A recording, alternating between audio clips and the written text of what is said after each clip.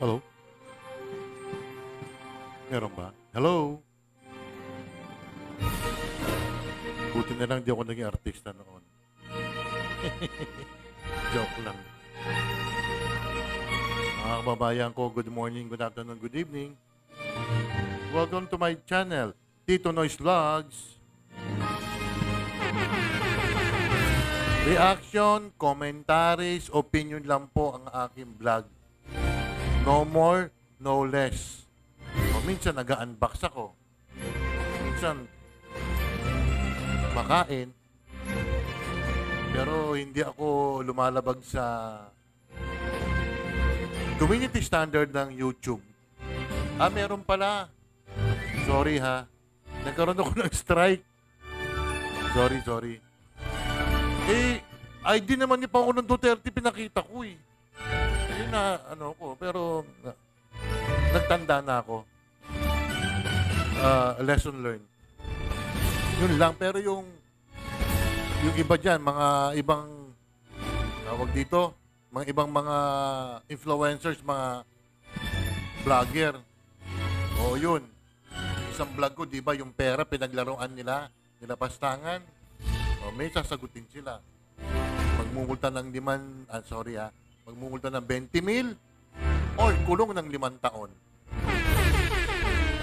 Dahil sa gusto nila maraming views, yung content nila mapanood. Ayan. Sige. Pag-usapan natin mga kababayan ko yung case ni Bong Navarro ha. Disclaimer lang po. Hindi ko kinakampihan si Bong Navarro ha, pero meron akong opinion or analysis na sa akin lang ha, kaya ang opinion to eh. Diba?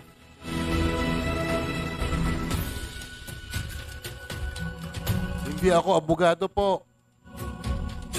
Ako'y nagbabasa lang po.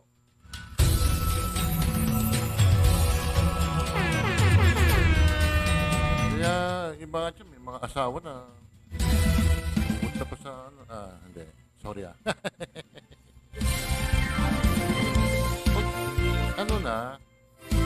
Meron na, huwag na maghahanap.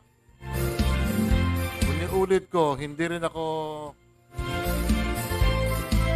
perfecto. Muntik na. 30 years na kami kasal na misis, mga kababayan. Dumadaan din kami sa mga, alam niyo usapin, about marriage. Alam niyo na kung anong problema ng mag-asawa, di ba? Ito problema, papakita ko ha. Ayan o.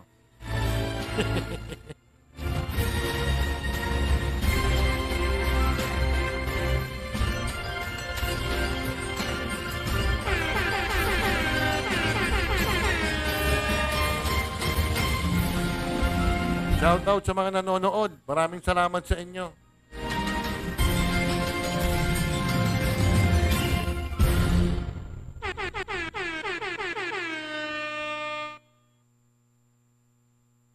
Good morning, good afternoon, good evening. Welcome to my channel, Tito Noise Vlogs. Mga kababayan ko,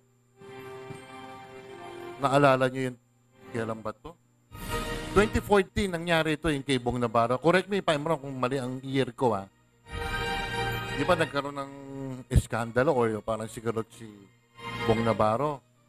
Yung tungkol doon kay Denise Cornejo. Medyo yung nakaraang taon nga, yung 2014, parang dinismiss to ng DOJ. DOJ kasi hindi pa niya isampa eh.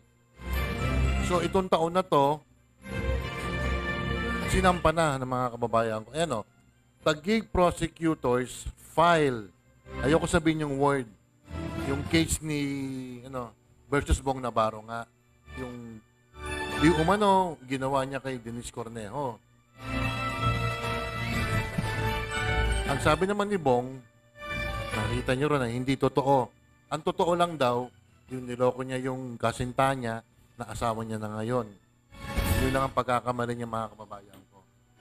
At ako naman mga kababayan ko, ang analysis ko diyan, my own opinion, but hindi ako lawyer, mga kababayan ko, ha. Mukha lang madidismiss to. Mukha lang, ha. Alam niyo kung bakit? Pareho silang may butas. Hindi, yung butas ibig sabihin hindi consistent si Bong, hindi rin consistent si Dennis Cornejo. So, may natanong ako abogado, may magaling naman tong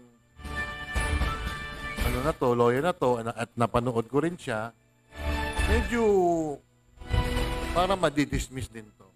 Tama yung ginawa ng Taguig prosecutor. Once and for all, i-file muna, i-refile, para malaman talaga kung sino ang may kasalanan. Si Denise ba o si Bong? May kasalanan ba si si Bong Navarro kung ginawa niya yun talaga?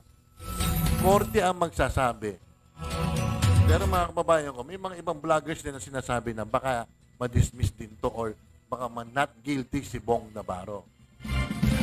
Hindi ko kinakampihan si Bong Navarro, mga kababayan ko. Yun lang ang aking analysis. Inuulit ko, hindi ako abogado. Mukha lang ma-dismiss to. Dahil maraming butas ang mga... Yung sa video nila, mga kababayan ko, mukhang may problema na eh. Diba? Yun ang mga kababayan ko. Kaya nga opinion to, komentaryo, diba? Reaksyon ang aking vlog. Hindi ako gumagawa ng ibang vlog na dumami lang ang views. Diba? Kasi problema nila yon kung gusto niya maraming views. 10 views sa akin, tuwan-tuwa na ako. May mga nakachamba rin ako mga views ko na dumami. Diba? Don't forget to like and subscribe. Hit the notification para ma-update kayo sa aking mga video. Sub lang po, like. At saka kung pwede pa share, ha. Salamat po. Bye!